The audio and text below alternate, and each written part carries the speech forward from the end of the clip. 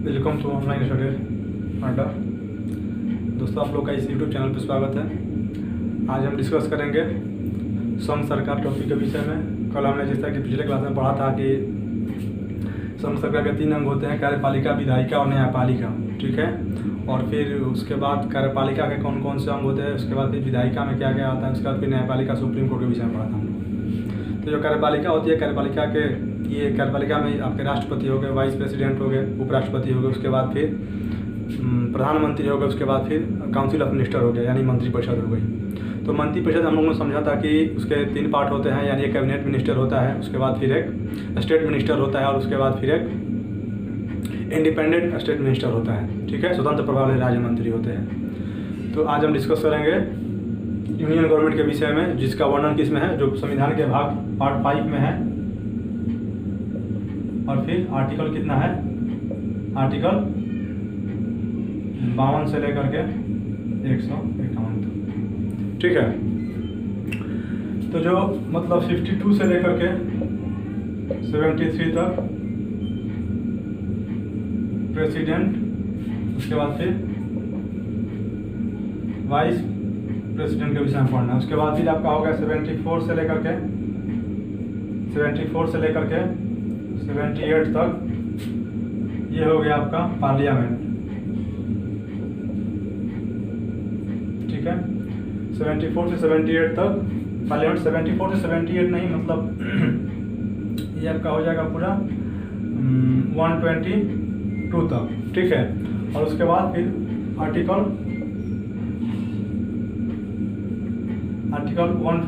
123 क्या है, ये राष्ट्रपति को क्या बोलते हैं, ऑर्डिनेंस पावर, मतलब न्याय क्या बोलते हैं, ऑर्डिनेंस पावर, यानी उसको अध्यादेश की शक्ति होता है। राष्ट्रपति अनुच्छेद 127 के तहत क्या कर सकता है, अध्यादेश जारी कर सकता है। ठीक है। उसके बाद फिर आपका हो जाएगा 124 से लेकर के 148 तक, सॉरी 147 तक क्या हो जाएगा, क्या बोलते हैं, संघ न्यायपालिका। और उसके बाद फिर आपका आ जाएगा 148 से लेकर के 151 तक हो जाएगा CAG, controller and auditor general of India, CAG. ठीक है। तो 52 से लेकर 73 तक इसका बनाना है प्रेसिडेंट का। तो हम डिस्कस करते हैं प्रेसिडेंट के विषय में। जो भारत का राष्ट्रपति होता है वो भारत का संवैधानिक प्रमुख होता है। ठीक है। और वो भारत का औपचारिक और नाम मात्र प्रधान होता है। कहने का मतलब कि भारत में जो भी कार्य होता है या जो भी कार्य किया जाता है वो मंत्रिपरिषद द्वारा, या जो मंत्रिपरिषद का जो प्रमुख होता है प्रधानमंत्री, उसके द्वारा ही किया जाता है। लेकिन जो भी भारत का विदेशों से जो भी संबंध होता है, या विदेशों से मतलब जो कुछ भी संबंध होते हैं, ठीक है, वो सारे राष्ट्रपति के नाम से ही किए जाते हैं। ठीक है। लेकिन करता कौन है, प्राइम मिनिस्टर यानी प्रधानमंत्री करते हैं। कहने का मतलब कि जो हमारे राष्ट्रपति होते हैं, ठीक है, वो नाम मात्र होते हैं। सारा कार्य जो है, सारा कार्य वो कार्यपालिका करती है, काउंसिल ऑफ मिनिस्टर करता है। और अगर मान लीजिए राष्ट्रपति को कुछ करना भी होगा तो काउंसिल ऑफ मिनिस्टर की सलाह पे ही कर सकते हैं। और काउंसिल ऑफ मिनिस्टर की सलाह पे ही बहुत सारे लोगों को नियुक्त करते हैं।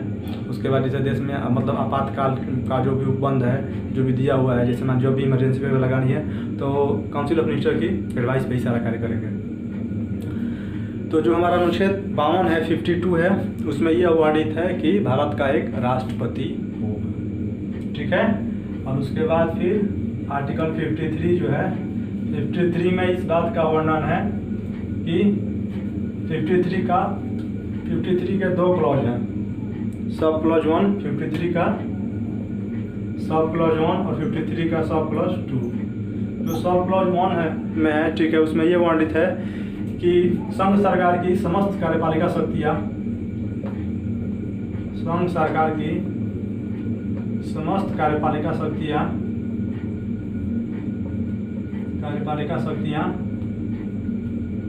ठीक है, वो राष्ट्रपति में निहित होगी। संघ सरकार की समस्त कार्यपालिका शक्तियाँ राष्ट्रपति में निहित होगी,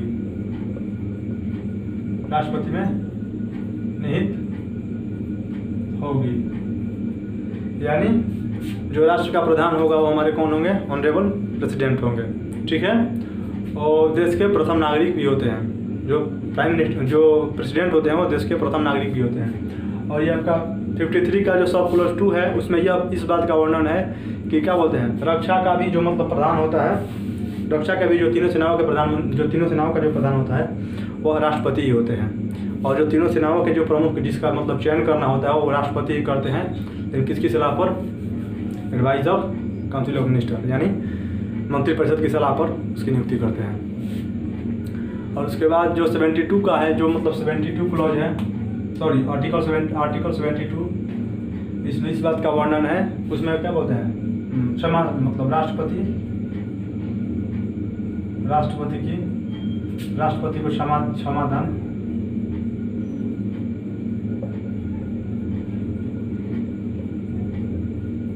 करने के विषय में, ठीक है, 72 में।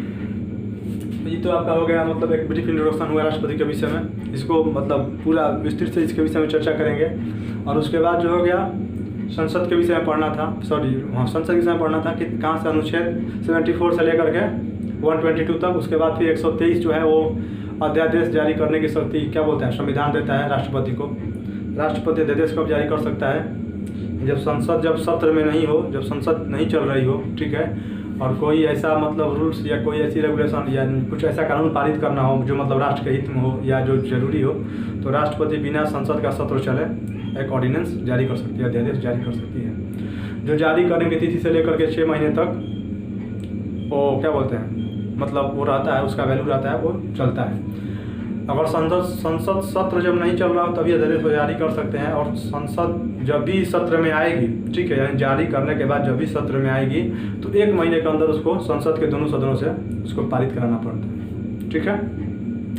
और उसके बाद आपका ये हो गया क्या बोलते हैं, हाँ 148 से लेकर के 124 से लेकर के 124 से लेकर के 147 तक संघ न्यायपालिका के विषय में मतलब अध्ययन करना है। और उसके बाद ये 148 से 151 तक आपका ये हो जाएगा क्या बोलते हैं, कंट्रोलर ऑफ CAG हो जाएगा, ठीक है, कंट्रोलर एंड ऑडिटर जनरल।